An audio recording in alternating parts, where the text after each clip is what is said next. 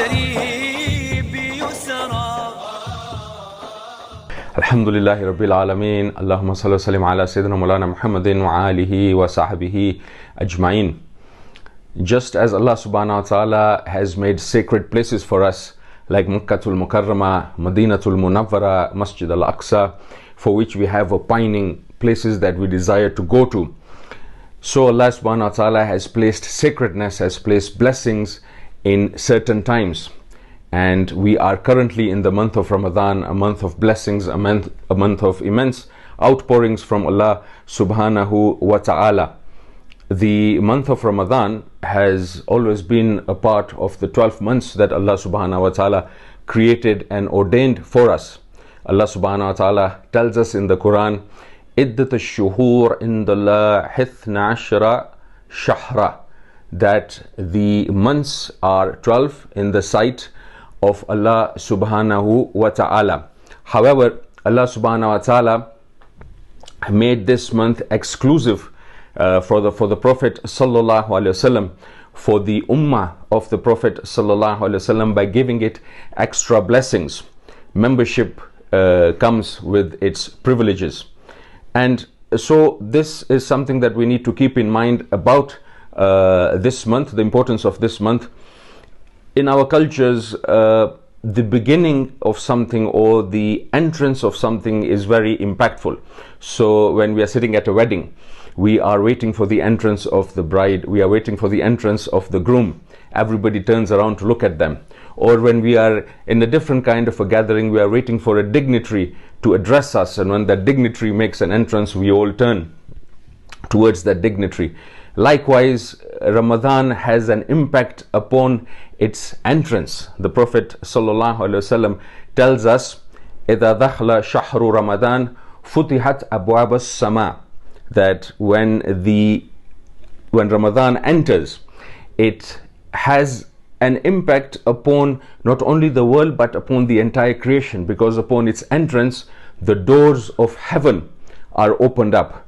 And the Prophet sallallahu alaihi wasallam tells us, وَغُلِقَتْ أَبْوَابُ جَهَنَّمْ, that the doors of hellfire are closed, وَسُلْسِلَةَ الشَّيَاطِينَ, and that the devils are chained, they are kept away from us. So Ramadan makes a grand entrance. This is Ramadan's grand entrance, its impactful entrance upon the ummah of the Prophet sallallahu alaihi wasallam.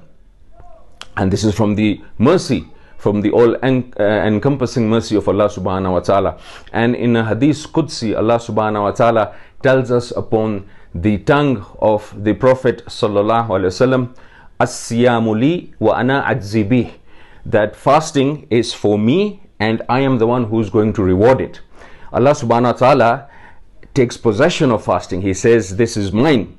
And you take possession of something when you understand its importance, or when you want to show. Allah subhanahu wa ta'ala is showing us the gravity of this month of Ramadan. And Allah subhanahu wa ta'ala says, I am the one who is going to award it, to reward my slaves who fast. Everything that we do is for us, but fasting is for Allah subhanahu wa ta'ala. What does this mean? The scholars tell us that fasting is one of the greatest manifestations of sincerity, of ikhlas. Any other act of worship, for example salah, for example giving out charity, can have an element of show off in it, of ostentation. So we might adorn our salah, we might give charity to show other people. However, this fasting is something that is between us and our Lord. It is the lack of doing something. It is imsak, it is refraining. So you could be sitting next to a person, you wouldn't know that person is fasting. It is something that is only known to Allah subhanahu wa ta'ala. There is a degree of ikhlas in it. And secondly, our scholars tell us that it is because there is a sense of neediness in us when we are fasting. It is tawheed, an expression of tawheed, of la ilaha illallah, that we are ultimately fully dependent on Allah subhanahu wa ta'ala. We are dependent on Him for our need of food and of drink. So these are the two aspects of Sawm that make it very special. And it is said that on the day of judgment, when an individual will present himself to Allah subhanahu wa ta'ala at the mizan, at the scales, and his good deeds and his bad deeds will be almost the same. So then Allah subhanahu wa ta'ala will say, bring his fasting, and his fasting will be rewarded by Allah subhanahu wa ta'ala in such a way that the balance of the scales will tip in his favor, and he will enter paradise. Allah subhanahu wa ta'ala does not nickel and dime us. He does not pay us in the way that we look for recompense in this world. His treasures are inexhaustible. His method of awarding and rewarding us for our deeds are also special to him.